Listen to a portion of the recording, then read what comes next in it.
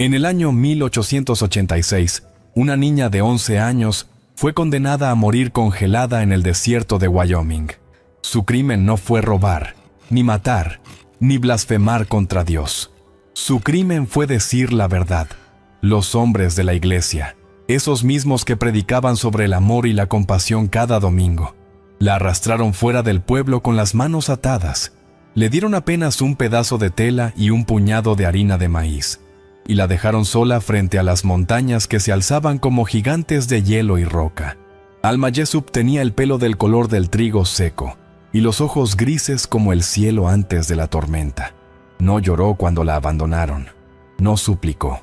Solo miró hacia atrás una vez, memorizando cada rostro, cada nombre, cada cobarde que la condenó por ver lo que ellos se negaban a aceptar.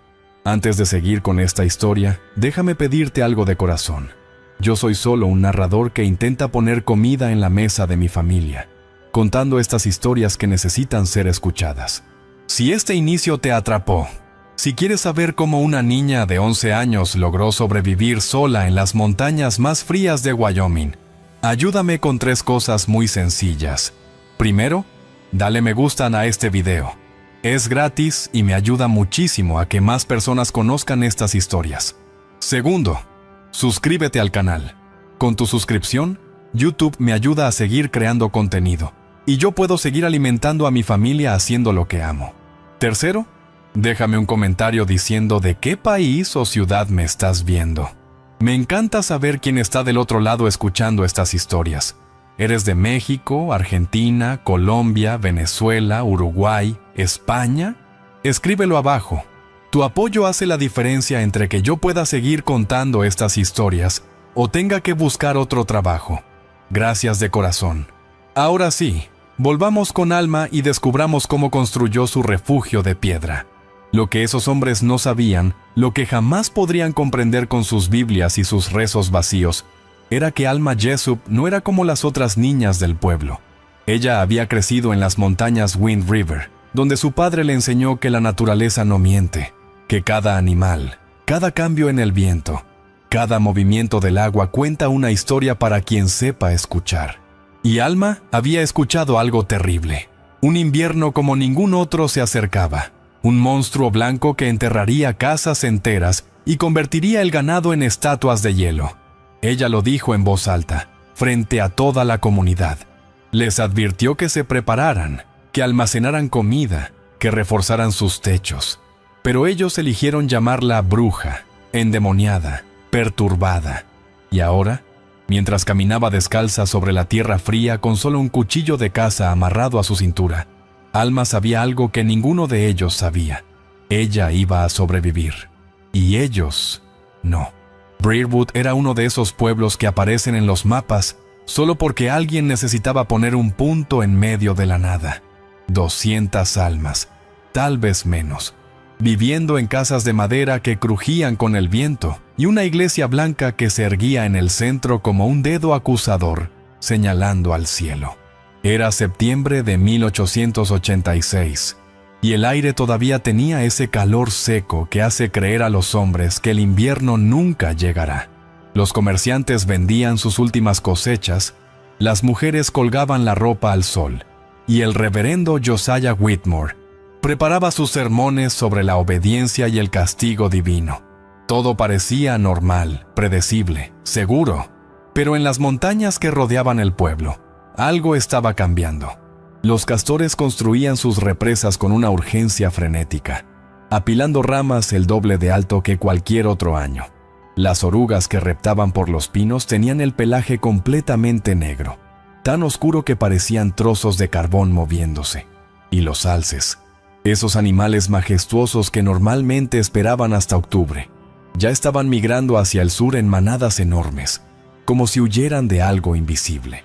Alma Jessup había aprendido a leer estos signos antes de aprender a leer las palabras. Su padre, Silas Jessup, había sido cazador y rastreador, un hombre de pocas palabras pero de ojos que veían todo. Cuando Alma tenía 5 años, él la llevaba a las montañas antes del amanecer. Le enseñaba a quedarse quieta durante horas, a observar el movimiento de las hojas, el vuelo de los pájaros, la dirección del viento. La naturaleza no tiene moral, niña, le decía mientras afilaba su cuchillo de caza junto al fuego. No es buena ni mala, solo sigue sus reglas, causa y efecto, acción y consecuencia. Si aprendes a ver esas reglas, nunca estarás perdida. Silas murió cuando Alma tenía 9 años, de una fiebre que le quemó el cuerpo en 3 días. Ella misma cavó su tumba con ese mismo cuchillo, en la tierra dura de las montañas, llorando en silencio porque su padre le había enseñado que las lágrimas no detienen la muerte. Solo el trabajo honesto honra a los muertos. Después del entierro, quedó sola. El pueblo la acogió como acto de caridad cristiana, pero nunca como una de los suyos. Vivía en el ático de la tienda del señor Calloway, durmiendo sobre sacos de harina y ayudando a barrer el piso a cambio de sobras de pan y sopa aguada.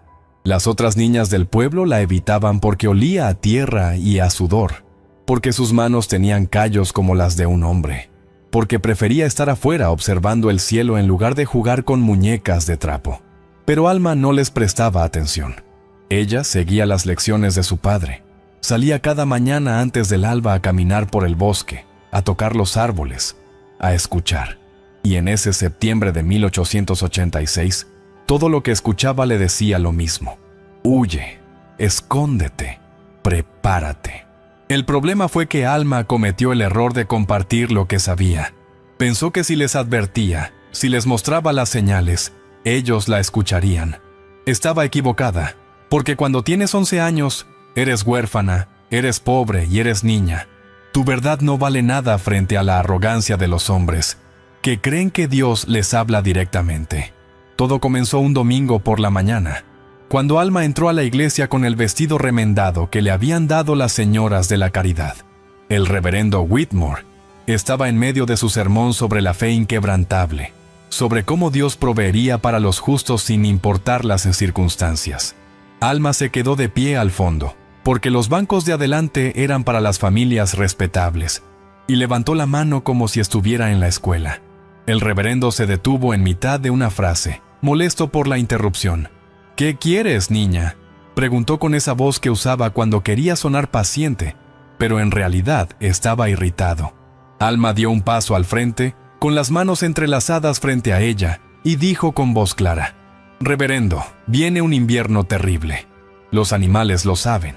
Tenemos que prepararnos ahora, almacenar más comida, reforzar los techos, traer más leña. Si no lo hacemos, mucha gente va a morir». El silencio que siguió fue tan pesado que se podía sentir como una manta mojada sobre los hombros. Luego vinieron las risas, primero suaves, nerviosas, después más fuertes, burlonas. El señor Calloway se rió tan fuerte que tosió. La señora Mercer negó con la cabeza como si Alma hubiera dicho la blasfemia más grande del mundo. El reverendo Whitmore bajó del púlpito despacio, con los ojos entrecerrados y la mandíbula tensa. Se acercó a Alma hasta que estuvo tan cerca que ella podía oler el café amargo en su aliento. «¿Y cómo sabes tú eso, niña? ¿Te lo dijo Dios? ¿O tal vez te lo susurró el diablo mientras dormías en ese ático?» Su voz era suave, peligrosa, como el siseo de una serpiente antes de atacar. Alma no retrocedió. Miró directamente a los ojos del reverendo y respondió: «Me lo dijeron los castores, las orugas y los alces. Mi padre me enseñó a leerlos. Ellos nunca mienten». Esas palabras fueron su sentencia de muerte. El reverendo se enderezó, levantó las manos al cielo como si estuviera invocando a Dios mismo, y gritó: «Esta niña está poseída, habla con bestias, rechaza la palabra de Dios, y siembra el miedo entre nosotros. No podemos permitir que el demonio eche raíces en nuestra comunidad».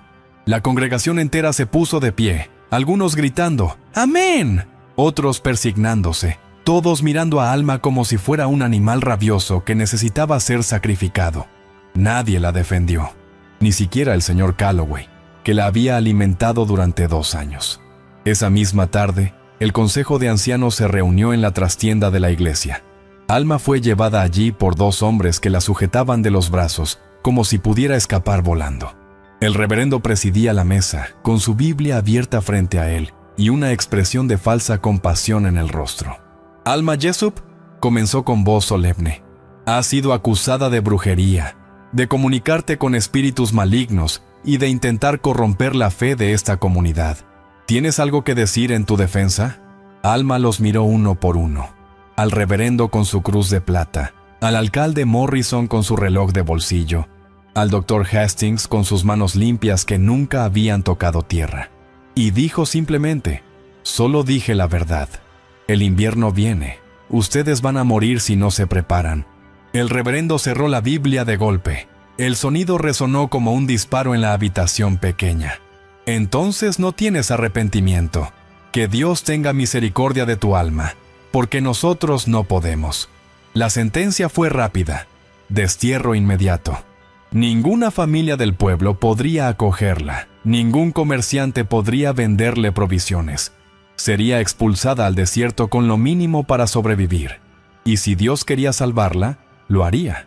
Si no, era porque ella verdaderamente pertenecía al diablo. Al amanecer del 29 de septiembre de 1886, Alma fue llevada al límite del pueblo. Le dieron una manta de lana raída, un puñado de harina de maíz envuelta en un trapo, y nada más. El reverendo le quitó los zapatos, diciendo que una bruja no necesita lo que Dios provee a los justos. Thomas Mercer, el hijo del herrero, un muchacho de 16 años con ojos que no podían sostener la mirada de Alma, fue obligado por su padre a amarrarle las manos a la espalda para que no pudiera regresar durante la noche. Cuando Thomas se acercó con la cuerda, Alma le susurró tan bajo que solo él pudo escuchar: «Tú sabes que tengo razón. Puedo verlo en tus ojos». Thomas tragó saliva, ató el nudo lo más flojo que pudo sin que nadie lo notara y retrocedió avergonzado. El reverendo alzó las manos al cielo, bendiciendo el acto como si fuera un sacramento, y dijo: «Que el Señor juzgue tu alma, Alma Jessup. Vete de aquí y no regreses jamás». Ella caminó hacia las montañas sin mirar atrás, con los pies descalzos sangrando sobre las piedras filosas, con la manta atada alrededor de los hombros y el cuchillo de su padre escondido en el dobladillo de su vestido. Porque antes de que la atraparan, Alma había tenido la previsión de esconderlo. Y ahora ese cuchillo era lo único que tenía entre la vida y la muerte. Los primeros 3 días fueron los más difíciles, no por el frío ni por el hambre, sino por el silencio. Alma caminó hacia el norte, siguiendo el curso del río Wind hasta que encontró un cañón de paredes rojas donde el viento no golpeaba tan fuerte. Allí, con las manos todavía adoloridas por las cuerdas que finalmente logró cortar con los dientes y el filo de una roca, se sentó sobre una piedra plana y sacó el cuchillo de su padre. Lo sostuvo bajo la luz del atardecer, viendo cómo el acero reflejaba los últimos rayos del sol, y se permitió llorar por primera vez desde el entierro de Silas. Lloró por la injusticia, por la crueldad, por la estupidez de los hombres que preferían castigar a una niña antes que aceptar que podían estar equivocados. Pero después de 10 minutos, se limpió las lágrimas con el dorso de la mano sucia y se puso de pie. «Las lágrimas no construyen refugios», dijo en voz alta, repitiendo las palabras de su padre como un rezo. Tenía que encontrar un lugar donde pasar el invierno, y tenía que encontrarlo rápido, porque el cielo ya empezaba a cambiar de color, volviéndose de ese gris plomizo que anuncia nieve. Encontró la pared de arenito al 4.º día. Era una formación masiva que se elevaba como una catedral natural, con grietas y fisuras que indicaban que la roca era blanda, moldeable. Alma la tocó con las manos abiertas, sintiendo la textura granulada, la temperatura fresca, y supo inmediatamente que era perfecta. Aquí podía acabar. Aquí podía crear. Comenzó esa misma tarde, usando el cuchillo de su padre para raspar la superficie, para abrir un agujero pequeño que poco a poco fue creciendo. La roca se desprendía en pedazos desiguales, algunos del tamaño de su puño, otros apenas como granos de arena. Sus manos sangraban, las uñas se partían, los hombros le ardían de dolor, pero no se detuvo. Trabajaba desde el amanecer hasta que ya no podía ver sus propias manos en la oscuridad, y luego se envolvía en la manta y dormía acurrucada contra la pared de piedra, soñando con fuego y comida caliente. Cada mañana despertaba más delgada, más sucia, más desesperada, pero también más determinada. porque Alma Jessup había aprendido algo fundamental en esas montañas. La naturaleza recompensa la persistencia, no la fe ciega. Al 10º día, la entrada de la cueva ya era lo suficientemente grande como para que ella pudiera gatear adentro. Al 15º día, podía ponerse de pie en el interior. Al 20º día, había creado una habitación del tamaño de un establo pequeño, con un techo natural donde la roca formaba un arco que distribuía el peso hacia los lados. Alma trabajaba con precisión casi quirúrgica, recordando cómo su padre le había enseñado a leer las vetas de la piedra, a identificar dónde la roca era fuerte y dónde era débil. Creó ranuras en las paredes para colocar ramas secas que funcionarían como estantes. Cavó un canal poco profundo desde el fondo de la cueva hacia afuera, para que el agua de la lluvia o la nieve derretida no se acumulara adentro.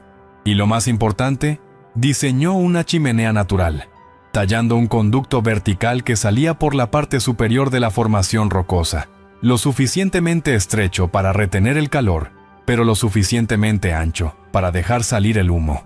Cuando finalmente encendió su primera fogata dentro de la cueva y vio cómo el humo subía limpiamente hacia el cielo, Alma sonrió por primera vez en semanas. Todavía tenía hambre, todavía estaba sola, pero ahora tenía un hogar. La comida fue el siguiente desafío. El puñado de harina de maíz había durado apenas 4 días, mezclado con agua del río para hacer una pasta insípida que apenas llenaba el estómago. Ahora dependía completamente de lo que pudiera encontrar o cazar. Alma colocó trampas hechas con ramas y cordeles, que tejió con fibras de corteza de sauce, usando las técnicas que Silas le había enseñado. Cazó conejos pequeños, ardillas, una vez un puercoespín que tardó 2 horas en despellejar. Comía todo, incluso las partes que otros descartarían, los órganos, los huesos hervidos hasta que se volvían blandos, la médula que extraía golpeando los huesos contra las rocas. Recolectaba raíces de catail del río, nueces de pino que los pájaros dejaban caer, bayas que reconocía como seguras porque su padre le había hecho memorizar cada una cuando era pequeña. Nada se desperdiciaba. Las pieles de los animales las estiraba y secaba para crear más aislamiento en las paredes de la cueva. Los huesos los afilaba para hacer herramientas. Los tendones los guardaba para coser. Cada parte de cada criatura que mataba servía para mantenerla viva un día más. Pero la verdadera transformación llegó cuando encontró a Whisper. Era una yegua salvaje, flaca y nerviosa, con el pelaje color caramelo y una cicatriz vieja en el lomo. Alma la vio por primera vez bebiendo del río al amanecer, y supo inmediatamente que ese animal valía más que cualquier otra cosa que pudiera encontrar en las montañas. No solo por la carne, aunque una yegua podía alimentarla durante semanas, sino por el calor. Un caballo genera suficiente calor corporal como para mantener tibio un espacio cerrado durante toda la noche.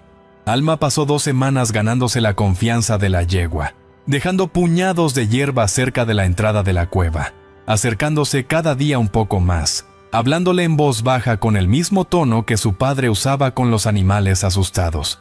«No voy a hacerte daño», susurraba mientras extendía la mano lentamente.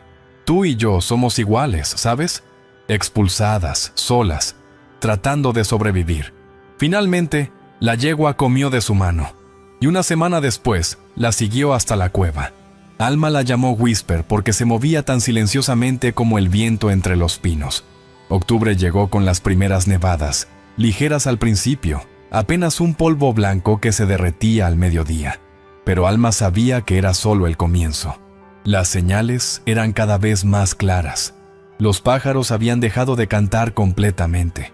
Los árboles perdían las hojas semanas antes de lo normal. El aire tenía ese olor metálico que precede a las tormentas grandes. Trabajó aún más rápido, cazando todo lo que podía, secando la carne en tiras delgadas sobre el fuego, almacenando leña hasta que el fondo de la cueva estaba lleno hasta el techo. Creó una segunda cámara más pequeña donde guardaría las provisiones, separada de donde dormiría ella y Whisper, para mantener el olor de la comida alejado de los depredadores. Instaló una puerta rudimentaria hecha de ramas entrelazadas y barro seco que podía cerrar desde adentro. Y cada noche, antes de dormir acurrucada contra el costado caliente de Whisper, Alma miraba hacia la entrada de la cueva, hacia el cielo que se oscurecía más temprano cada día, y contaba los días que faltaban, porque sabía exactamente cuándo llegaría el verdadero invierno. Lo sentía en los huesos, en la forma en que el viento soplaba desde el norte, en cómo la tierra misma parecía contenerse antes de la tormenta. En Briarwood, mientras tanto, la vida continuaba como siempre.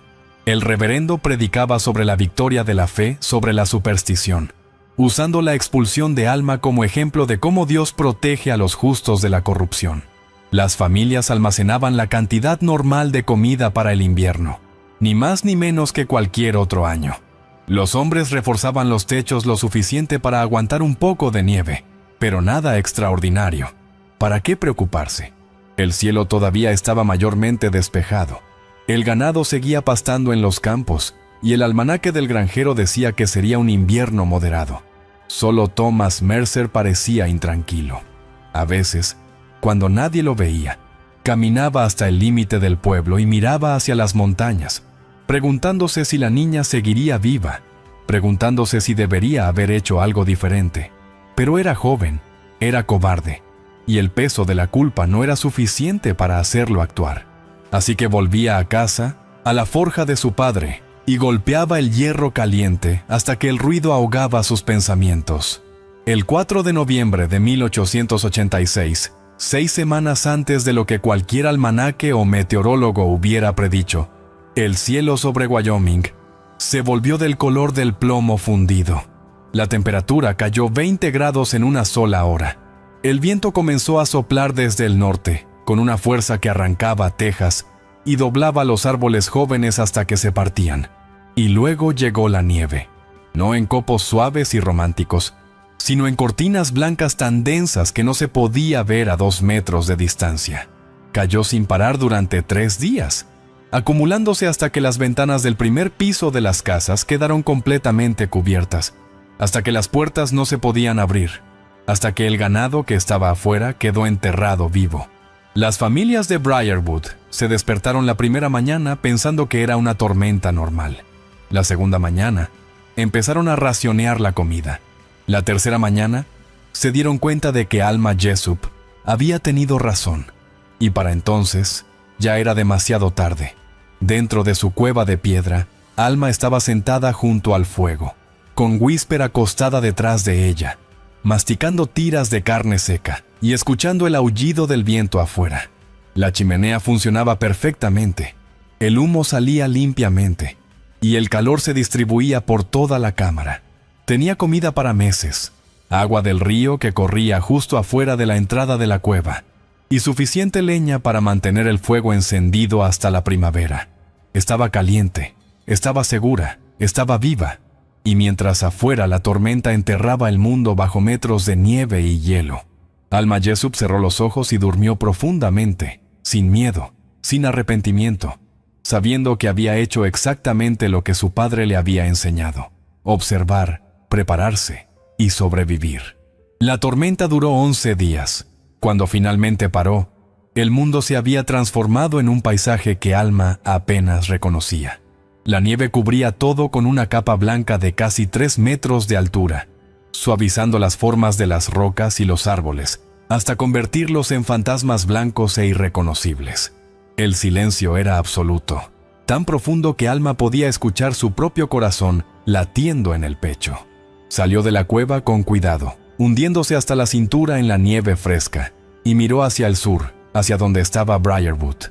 No se veía nada, solo un mar blanco e interminable que se extendía hasta el horizonte.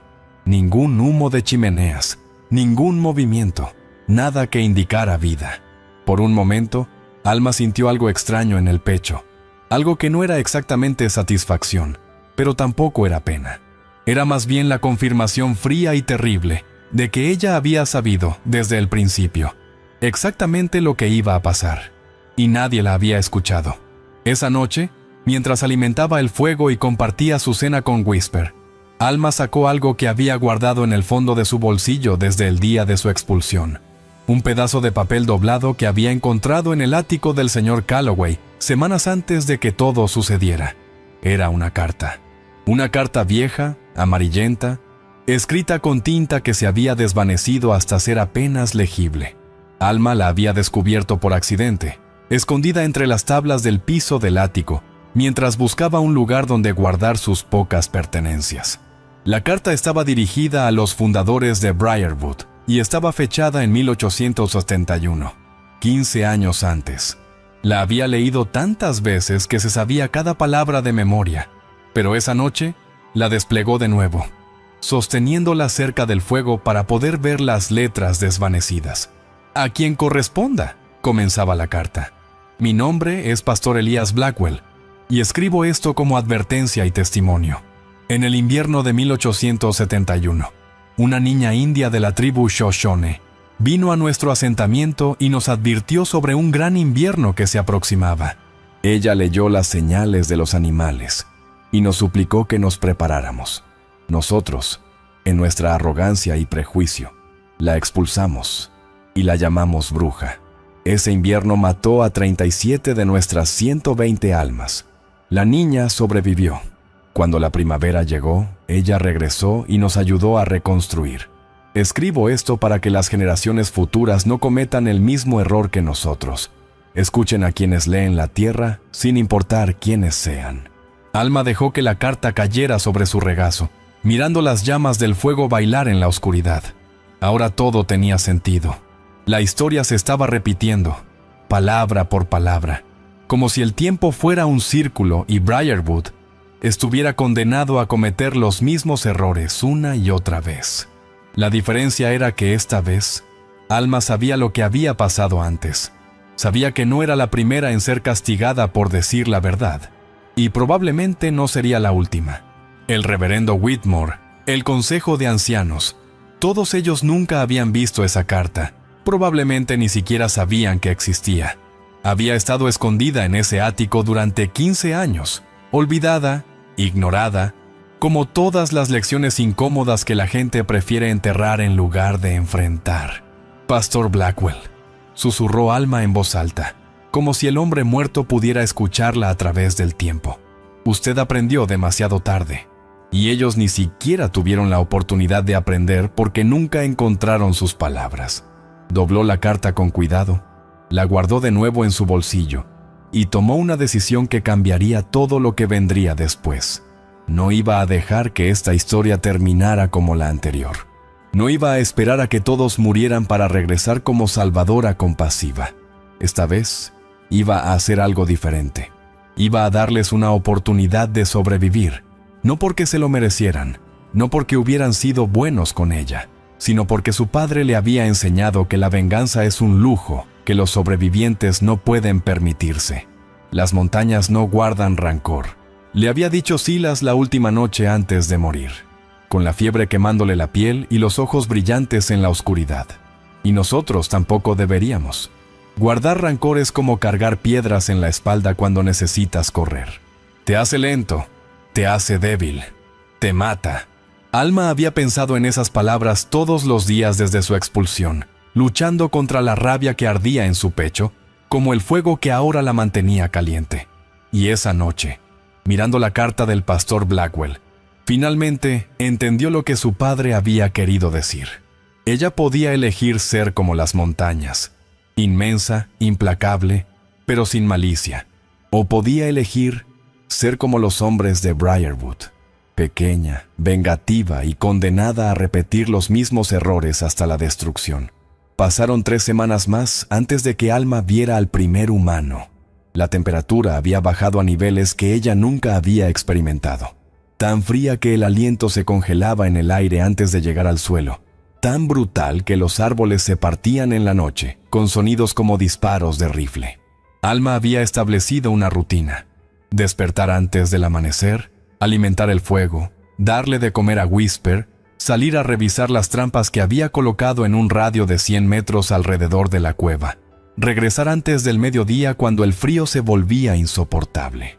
Ese día, mientras revisaba una trampa que había atrapado un conejo flaco, escuchó algo que no era el viento. Era una voz, débil, quebrada, casi un gemido. Alma se quedó completamente quieta, con el conejo muerto todavía en las manos, escuchando. La voz venía del sur, de la dirección de Briarwood. Se arrastró sobre la nieve hasta la cima de una pequeña loma y miró hacia abajo. Lo que vio le detuvo el corazón. Era Thomas Mercer, el muchacho que había atado sus manos el día de su expulsión. El hijo del herrero con los ojos que no podían sostener su mirada. Estaba de rodillas en la nieve, medio congelado, con la ropa hecha jirones y las manos tan hinchadas por el frío que parecían guantes negros. Estaba solo.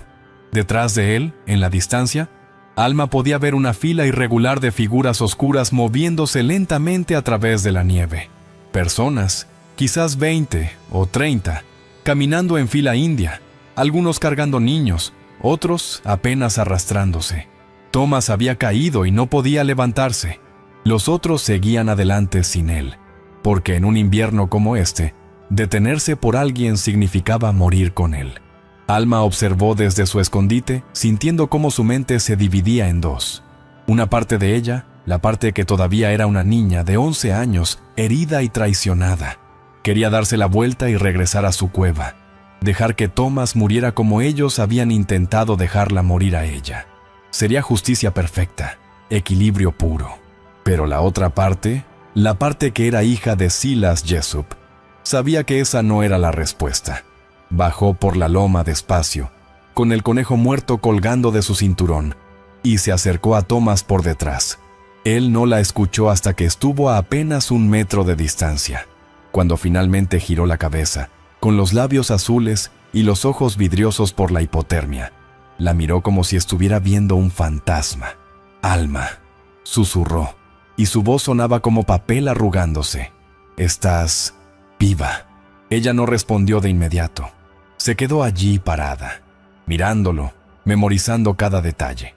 Las lágrimas congeladas en sus mejillas, las manos destrozadas, el temblor incontrolable de su cuerpo. Podía ver la súplica en sus ojos, el arrepentimiento, el terror. Y también podía ver algo más, la resignación. Thomas no iba a pedirle ayuda. Sabía que no la merecía. «¿Dónde van?», preguntó finalmente Alma, señalando con la cabeza hacia las figuras que desaparecían en la distancia. Thomas tragó saliva con dificultad, su garganta haciendo un sonido seco y áspero. «Al fuerte Fort Bridger es nuestra única esperanza. El pueblo está muerto. No queda comida, no queda nada». Alma se sentó en la nieve frente a él, cruzando las piernas como si estuvieran teniendo una conversación casual junto al fuego.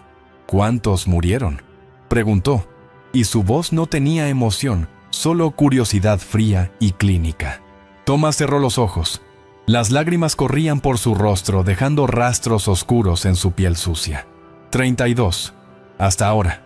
Los niños primero, luego los viejos. El reverendo Whitmore se negó a salir de la iglesia. Dijo que Dios lo protegería. Lo encontramos congelado en el púlpito, todavía aferrando su Biblia. Abrió los ojos y miró directamente a Alma, con una intensidad que cortaba a través del frío. «Tú tenías razón, sobre todo, y nosotros, yo, te dejamos morir. No espero que me perdones, no espero nada. Solo quería que supieras que lo lamento tanto». Alma sintió algo moverse en su pecho, algo caliente y doloroso que intentó ignorar. La disculpa no cambiaba nada. No devolvía los días de hambre, las noches de terror, la sensación de ser abandonada por cada persona que conocía. Pero tampoco la hacía sentir mejor ignorarla. «¿Cuántos van en ese grupo?», preguntó, cambiando el tema. Thomas parpadeó, confundido por la pregunta. 89, creo. Los únicos que quedaban vivos cuando decidimos evacuar». Alma hizo los cálculos rápidamente en su cabeza. Fort Bridger estaba a más de 160 kilómetros al sur. Con esta nieve, este frío y gente débil por el hambre, no llegarían ni a la mitad del camino. Morirían todos, cada uno de ellos, congelados en el camino o devorados por los lobos que seguían a los grupos débiles. Era matemática simple, causa y efecto, exactamente como su padre le había enseñado a pensar. Pero también había otra variable en la ecuación. Ella. Alma tenía comida, tenía refugio, tenía el conocimiento de cómo sobrevivir en estas condiciones. podía salvarlos. La pregunta era, ¿debería? Se quedó en silencio durante lo que parecieron horas, aunque probablemente fueron solo minutos, mirando las manos congeladas de Thomas, escuchando el viento aullar a su alrededor, sintiendo el peso de la carta del pastor Blackwell en su bolsillo como si fuera una piedra caliente. Mi padre me dijo algo antes de morir, comenzó Alma finalmente, hablando más para sí misma que para Thomas.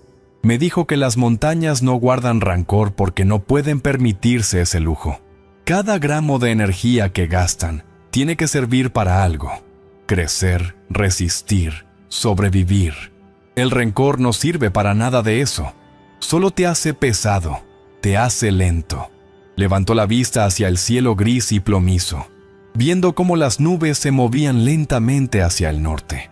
Yo podría dejarte morir aquí.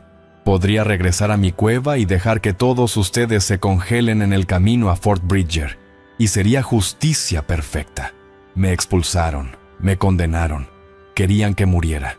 ¿Por qué debería salvarlos? Thomas no respondió. No había nada que pudiera decir. Alma continuó. Pero si los dejo morir, ¿qué gano? ¿Satisfacción? ¿Venganza?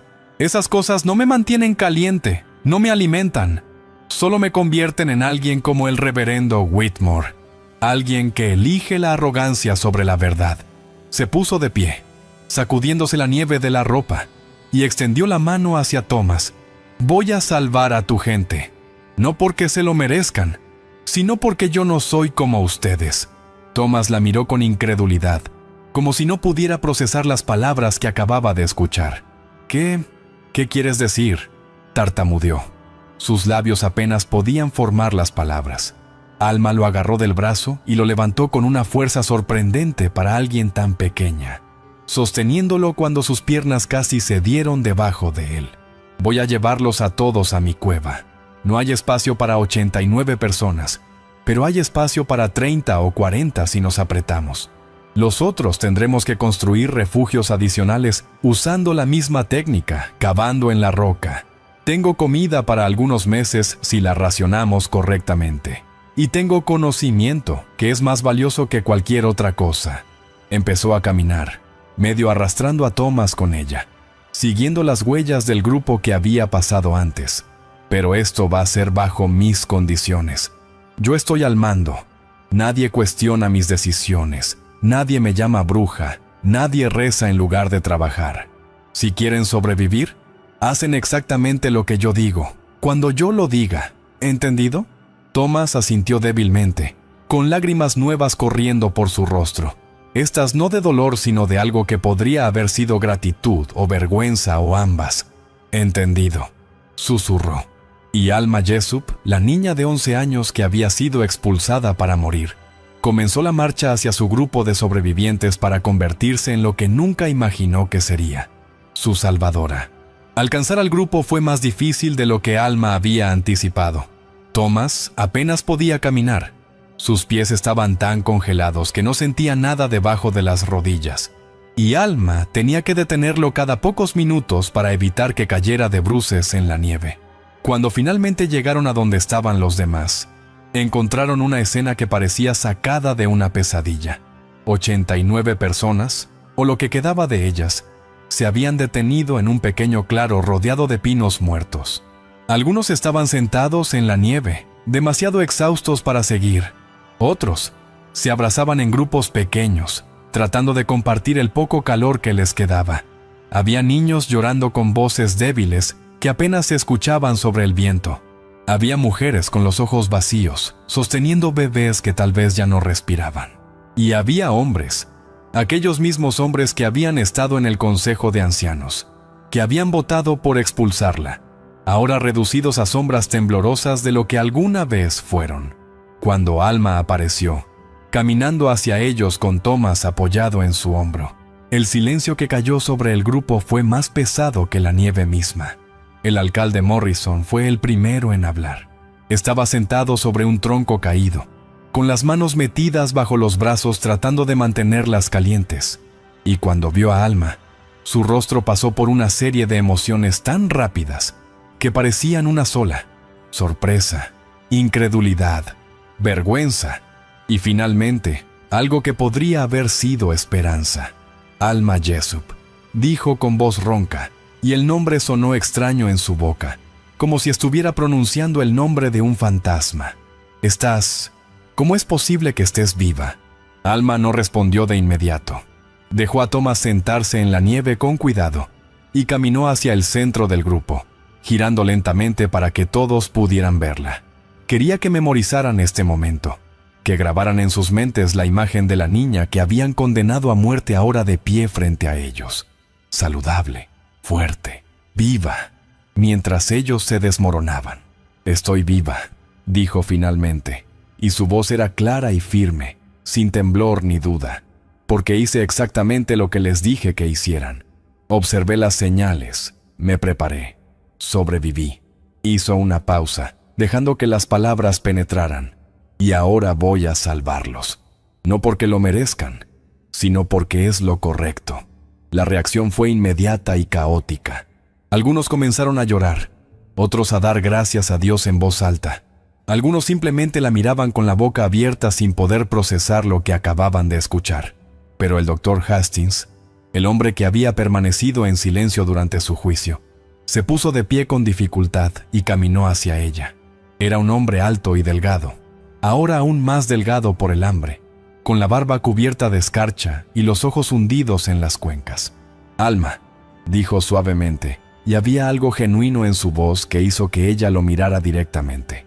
«No tenemos derecho a pedirte nada. Lo que te hicimos fue imperdonable, pero hay niños aquí, inocentes que no tuvieron parte en la decisión de expulsarte. Si no por nosotros, ¿lo harías por ellos?» Alma miró más allá del doctor, viendo a los niños amontonados detrás de sus madres. Algunos eran tan pequeños que probablemente ni siquiera recordaban ese día en la iglesia. No habían votado, no habían juzgado, no habían condenado. Solo habían nacido en el lugar equivocado, con los padres equivocados. «Ya lo decidí», respondió Alma.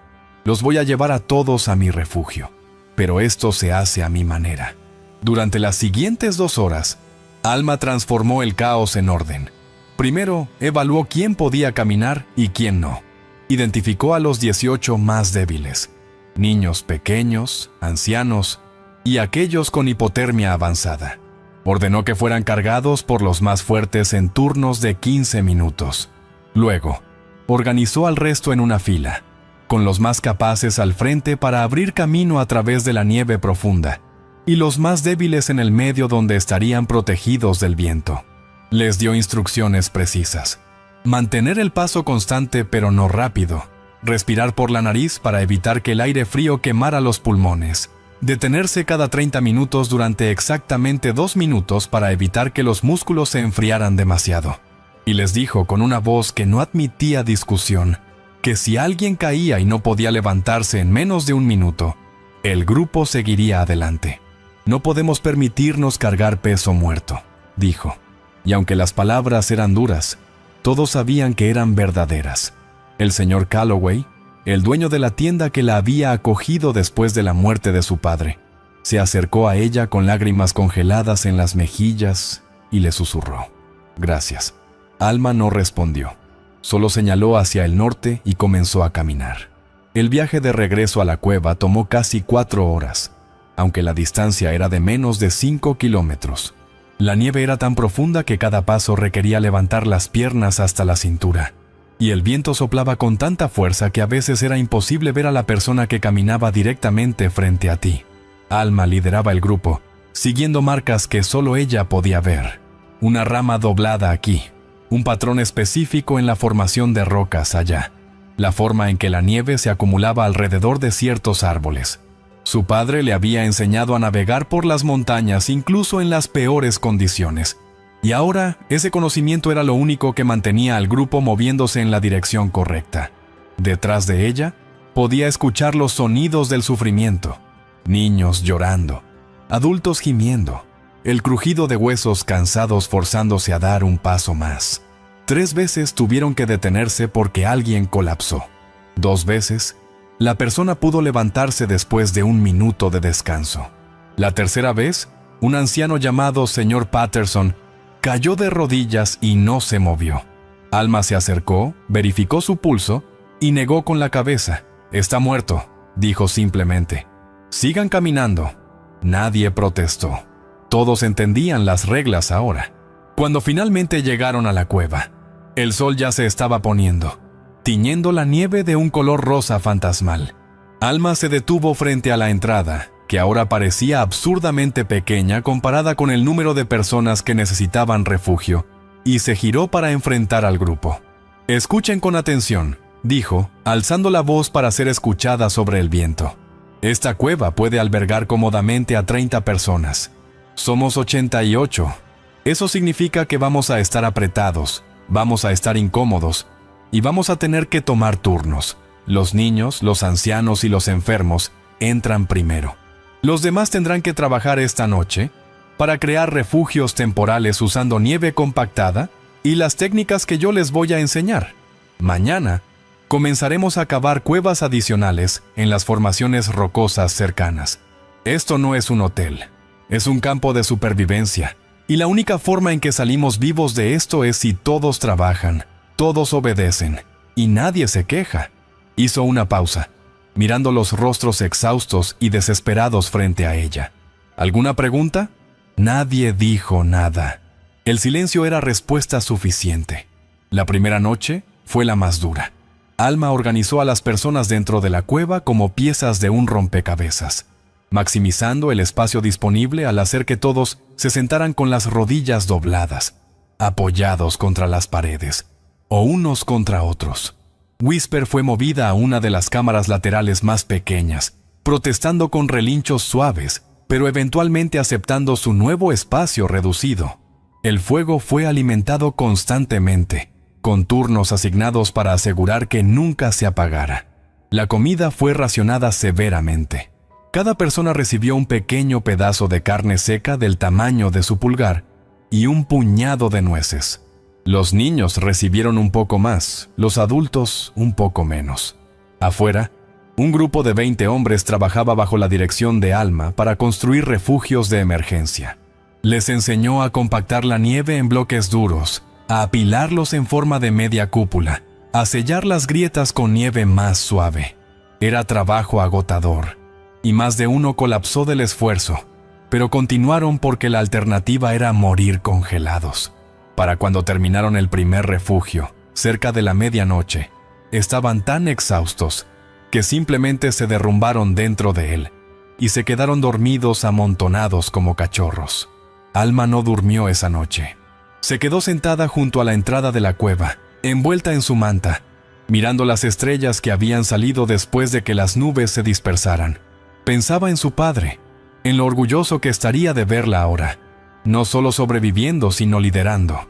Pensaba en el pastor Blackwell y su carta, en cómo la historia se repetía pero con un final diferente esta vez.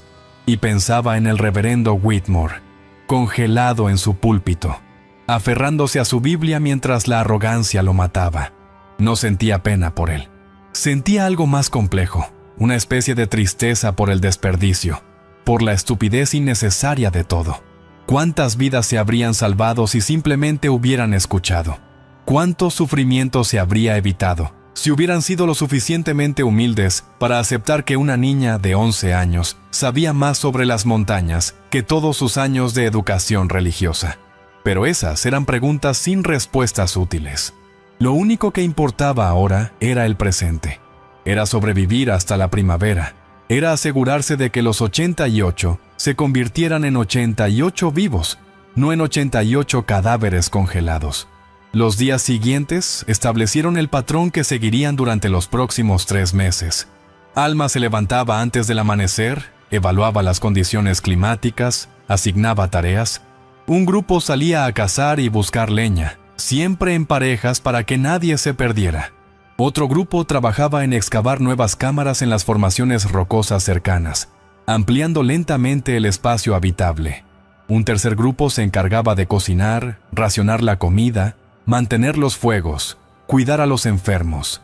Alma supervisaba todo, moviéndose constantemente entre los diferentes grupos, corrigiendo errores, enseñando técnicas, resolviendo disputas. Se convirtió en líder, maestra, jueza y salvadora. todo al mismo tiempo.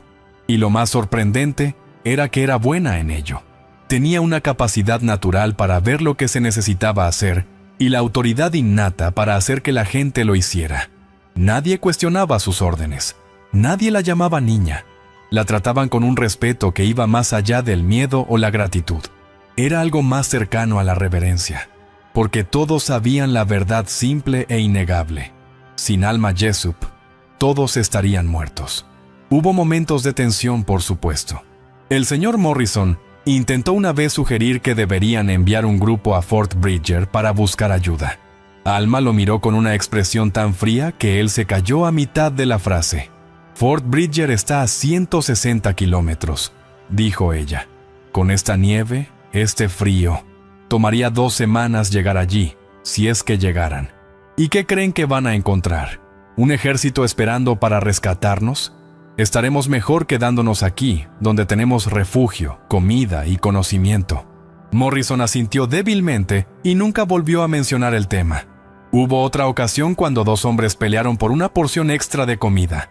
Alma los separó, confiscó la comida y la dio a una mujer embarazada que la necesitaba más. Aquí no hay lugar para egoísmo, les dijo a los hombres mientras los hacía pararse en el frío durante 1 hora como castigo. O trabajamos juntos o morimos separados. Ustedes eligen. Después de eso, no hubo más peleas. La gente aprendió rápido que en el mundo de Alma, las reglas eran claras, la justicia era rápida, y la supervivencia dependía de la cooperación.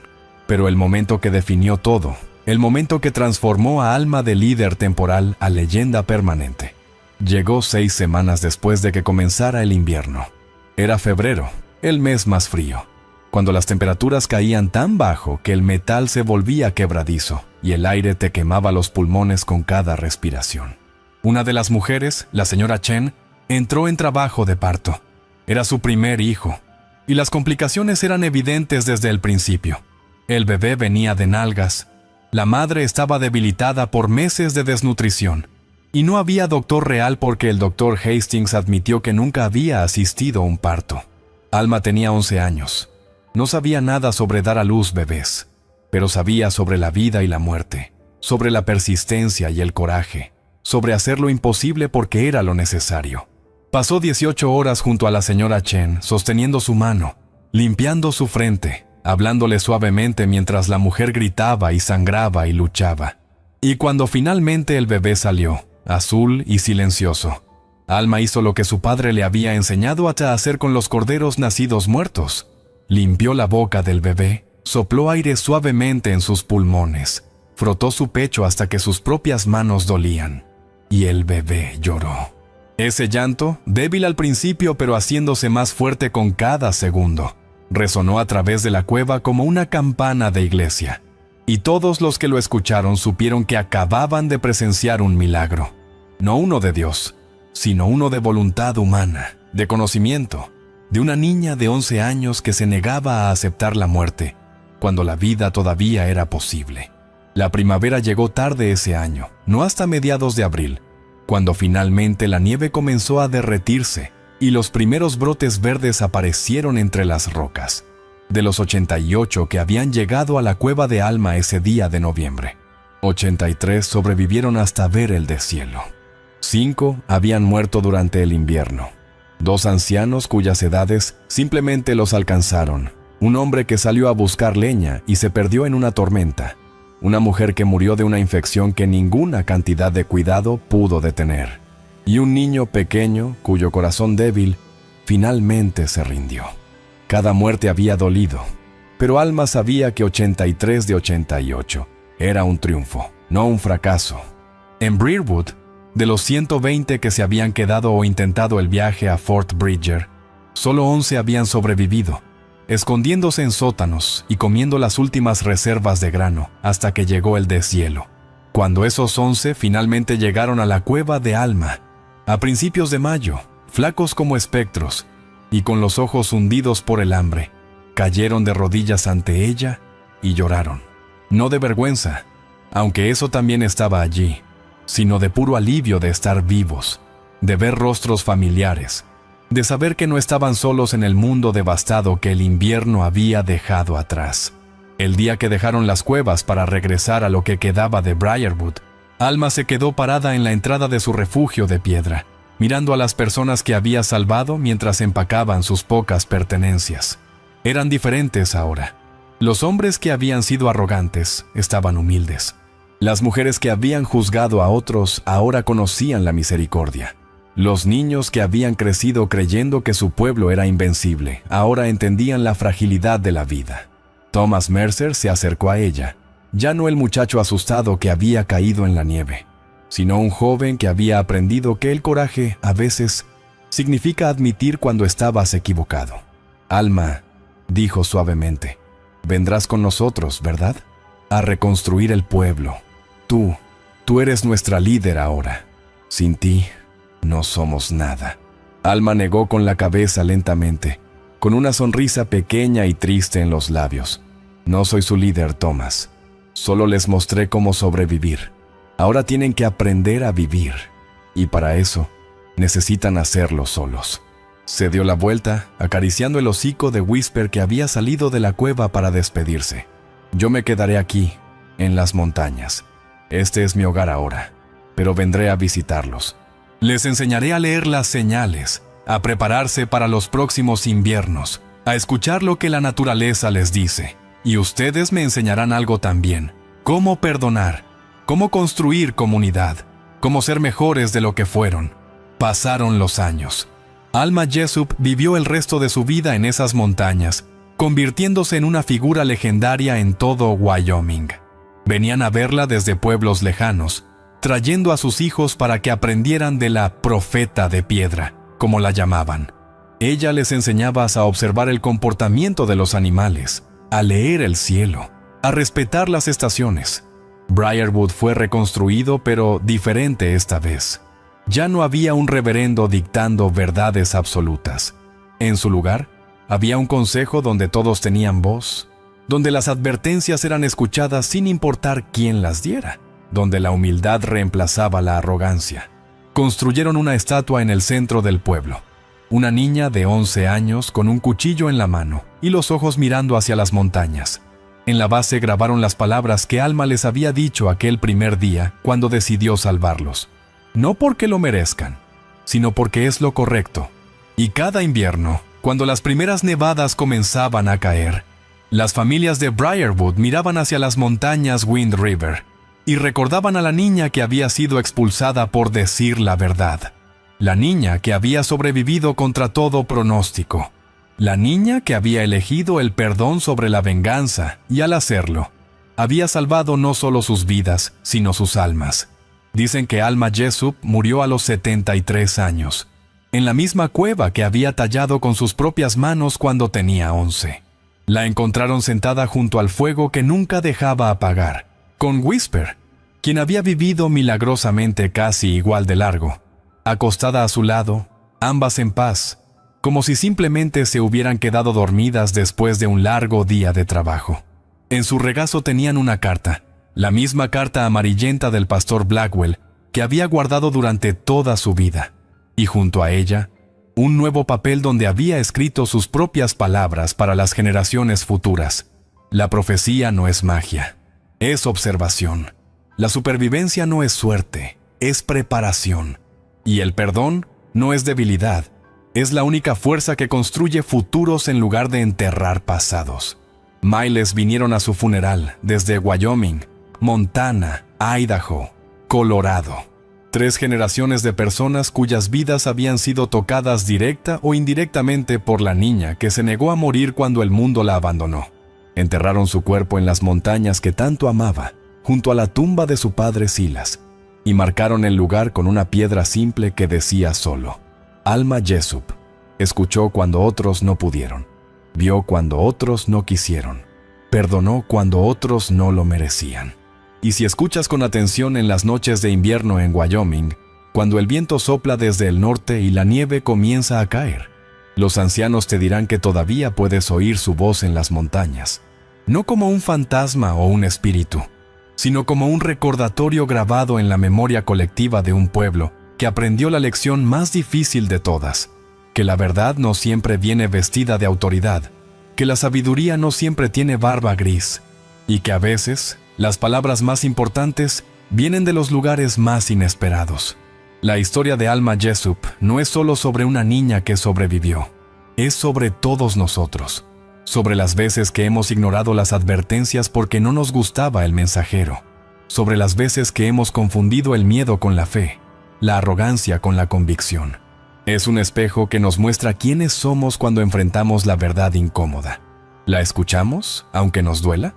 ¿O la expulsamos al desierto y rezamos para que desaparezca? Porque al final, las montañas siempre están ahí, inmensas e imparciales, recordándonos que la naturaleza no perdona la ignorancia, pero siempre recompensa la humildad de aprender.